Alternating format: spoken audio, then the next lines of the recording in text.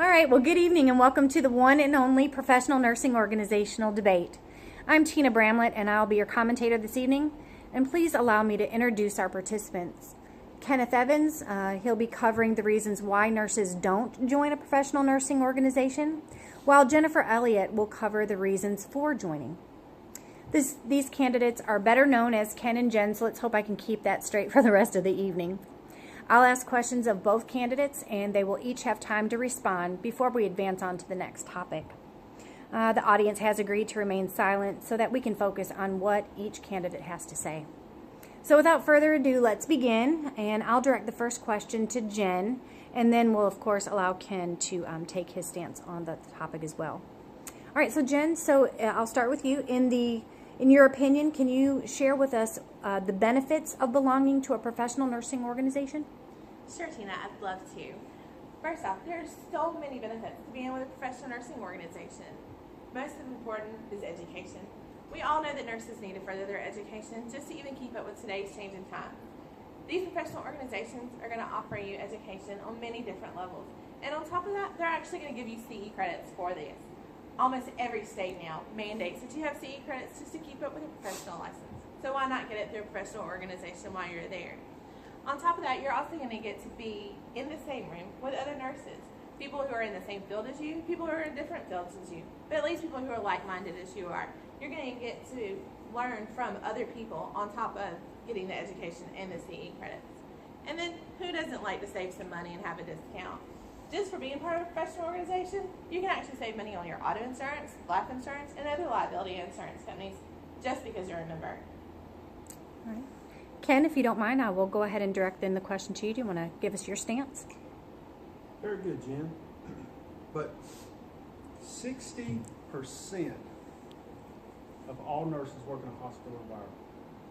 That means that education, CE credits, are all offered free.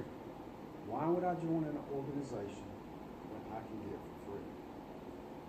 Professional development, same thing. I can get it through my work. You talk about collaboration, and you talk about networking. We all have cell phones today. Why would I join an organization when I can just get on my phone and talk to anybody, anywhere in the world that I want to talk to? I mean, Ken, honestly, if you got off your cell phone for a little bit and actually did some research on some of these organizations, you'd see the education they offer isn't just the same old yearly annual HIPAA and privacy violation education that you're going to get from your hospital that you work at. This is actually going to be education that's actually going to further your career and actually help you some. Jen, I'm sorry, you're interrupting the candidate at this time. I'm so very sorry, but I'm going to have to redirect it. Ken, was there anything else that you wanted to add in order to give us on this topic? No. No. Nothing else. All right, so then I will move on to the next topic then, and actually, Ken, I'll start with you this time. What do you consider the biggest or the largest barriers to be to joining a professional nursing organization? Cost. Depending on your specialty, it can average upwards of $200 a year just to join an organization. So let's think about all the discounts you were talking about before. Is it going to save me money in discounts enough to offset the cost of membership? Time. Who has time to worry about an organization?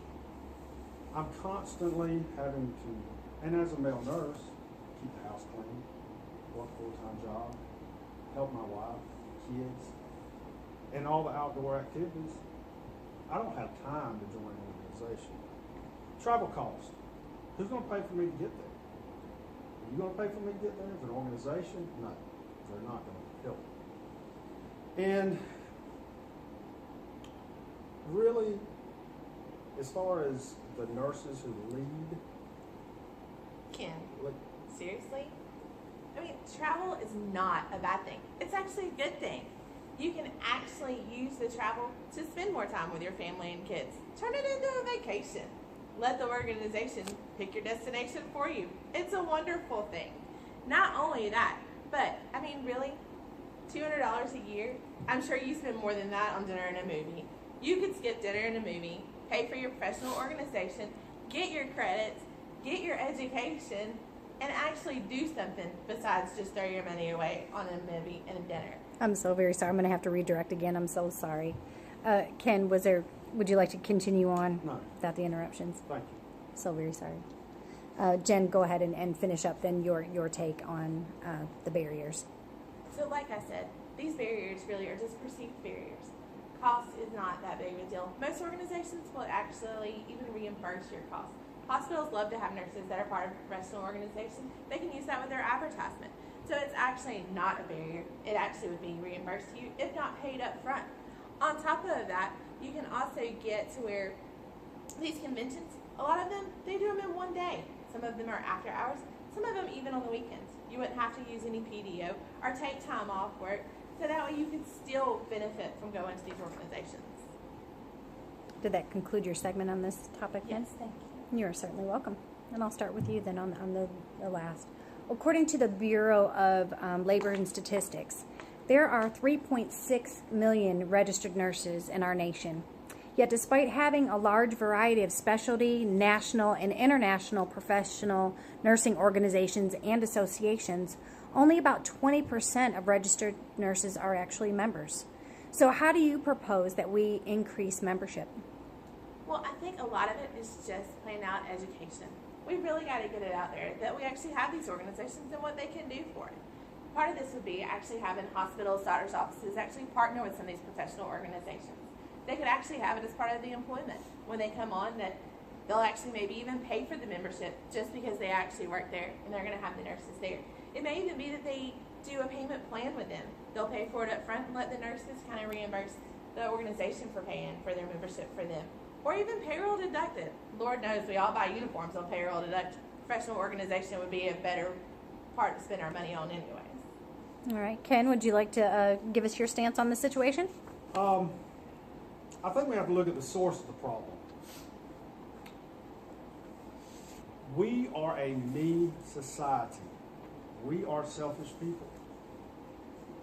And if it doesn't benefit us in any way, we really don't want to be a part of it.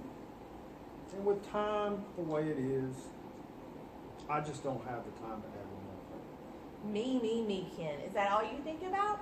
Well, let me tell you how me could actually benefit from being with this professional organization.